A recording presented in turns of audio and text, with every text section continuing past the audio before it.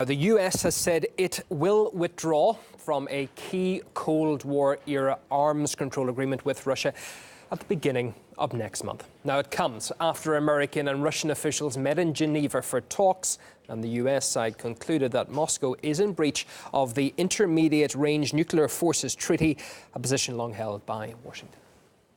So we're going to terminate the agreement. We're going to pull out. That's important to the Russians, and they're not going to see that treaty survive. They've been violating it for many years. It is Russia's position that they're not in violation. Russia has been developing destabilizing weapon systems for more than a decade. So one has to ask, how do you convince the Russians to come back into compliance with obligations they don't think they're violating? In light of these facts, the United States today declares it has found Russia in material breach of the treaty. And we're not going to let them violate a nuclear agreement and go out and do weapons, and we're not allowed to. Do weapons, and we're not allowed to.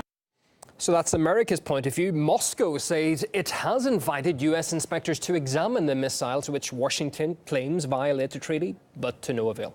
Russia's deputy foreign minister claimed on Wednesday that responsibility for the failure of the agreement lies squarely with America, which he says has been unwilling to negotiate in good faith. Despite that, Vladimir Putin has said that should the Trump administration change its mind about the pact, Russia is ready to hold talks. The declaration of the intention to withdraw from the INF treaty has become just another step in a sequence of similar actions. It's obvious that such a course will have the gravest consequences. Despite the United States' declared intention to withdraw from the INF treaty, we are open to further dialogue on ways of preserving the treaty.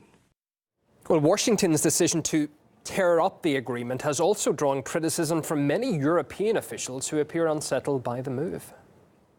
We regret the withdrawal announced by the US. We see this treaty as a very important arms control instrument and something that also serves European interests and therefore also German interests. The announcement by the US that it's going to withdraw from the INF Accord is regrettable. The INF agreement has been an important pillar of our European security architecture for 30 years. For us in Europe, it's of great importance. We call on the US to consider the possible consequences. The US and Russia need to remain engaged in constructive dialogue to preserve the treaty and to ensure that its full and verifiable implementation, which of course is crucial for Europe's and global security. Well, the INF Treaty was signed back in 1987 by Ronald Reagan and Mikhail Gorbachev and took effect a year later. It stipulated that both the US and the Soviet Union destroy all ground-based missiles with ranges between 500 and 5,500 kilometers. Under the agreement, neither side had the right to test, produce or deploy any such missiles in the future. Well, investigative journalist Rick Sterling believes that tearing up the arms control treaty could have catastrophic consequences. There are elements in the administration who just want to withdraw. They want to escalate the arms race. Their goal is, quote unquote, to achieve regain nuclear supremacy. This is actually hugely important. It'll be very dangerous, not just for the United States and Russia, but for the entire world, if we see the continuation of this decline in arms control and a resumption of a full-fledged arms race.